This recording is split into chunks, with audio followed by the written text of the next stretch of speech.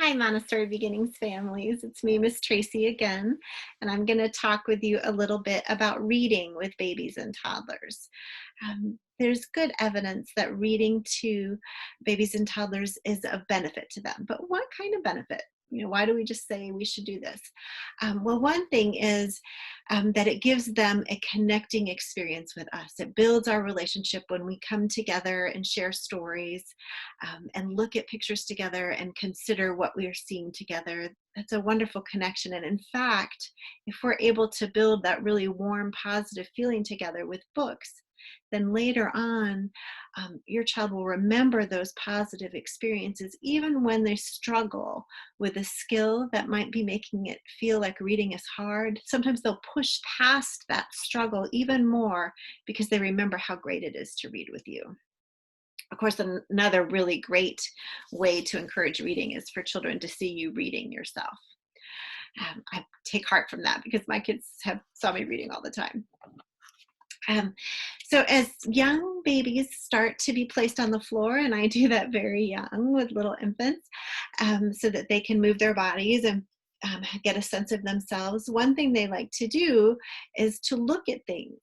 And so I'll place something close enough for them to be able to see, but far enough away that their focus is okay. So maybe around 14 inches or so from their eyes. I might place a book open like this, just standing on the ground so that they can see. Now here they would really enjoy the contrast between the white and the green. They might enjoy the pattern that they see on the peacock. Um, some of my favorite books are books like the one by Tana Hoban that are black and white for those babies to look at first. I just don't have one here. They're all at school. Or a picture of real photos. A great thing you can do is make a little book with photos of your own family and then let the baby look at those pictures too. So that's a start. Also, holding your baby with you and beginning to look at books together. And as your baby develops more skills, they're going to reach for the book. They're going to try and put the book in their mouth. So these board books are really a lovely thing to start with. And I continue to use board books with children all the way through 3 years of age, but I start leaving books with paper pages down at their level as they're entering toddlerhood so that they can begin to practice turning pages themselves. And just because there's so many great books out there that's the format they come in. And I think they feel more real to them than the board book. When I'm introducing books to young children, there's several things I'm looking for. I love for them to have real photos. This is a great book that's full of all different kinds of people doing work. And they get to see adults doing work and children working. So real photos are the easiest way for children to interpret the images that they see. And I suggest finding quite a bit of those for toddlers. And I also use drawings and paintings. This is a book that's about a small child and a cat. I think these are beautiful. These are books about a cat named Mog. Another thing to look for is that there'd be just about one sentence or two per page. And you'll know if your toddler is one that can handle up to a whole, 2 or 3 sentences or not. But these are lovely little books. Also things that are just about, this is more about things people do in the world.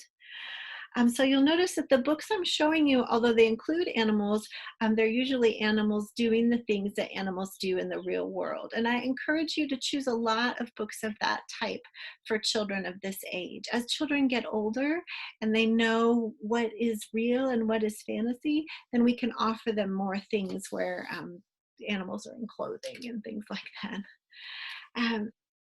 Also, it's helpful for children to sort of process some of their feelings or to come to understand emotions through books. So this little book, there's a lot of books about Tom and Pippo, but this is one where Pippo gets lost. And so we can talk about how Tom feels. At one point in the story, Tom cries and he goes running to his mommy. So this is a chance to talk about what his expression is saying. And there's actually really great evidence that children can learn a lot about emotions and how to process them in their conversations with their adult caregivers. So I think it's fun to have a great selection of books at home. Just think about reading as a fun time, but know that every child has a different approach to reading. My very first son loved to read stories, and since I love to read so much, he would bring me like a stack of 10 books, and we would sit and read one after the other, even when he was a very young toddler. My next son really loved to move. And so he would come and sit with me for a page or two. And so I had to let go of my idea that when we started a book, we needed to finish a book, because I was wanting him to develop an interest in and love of reading. And if we had had a struggle every time because I was trying to get him to read, that would have been counter to my goal.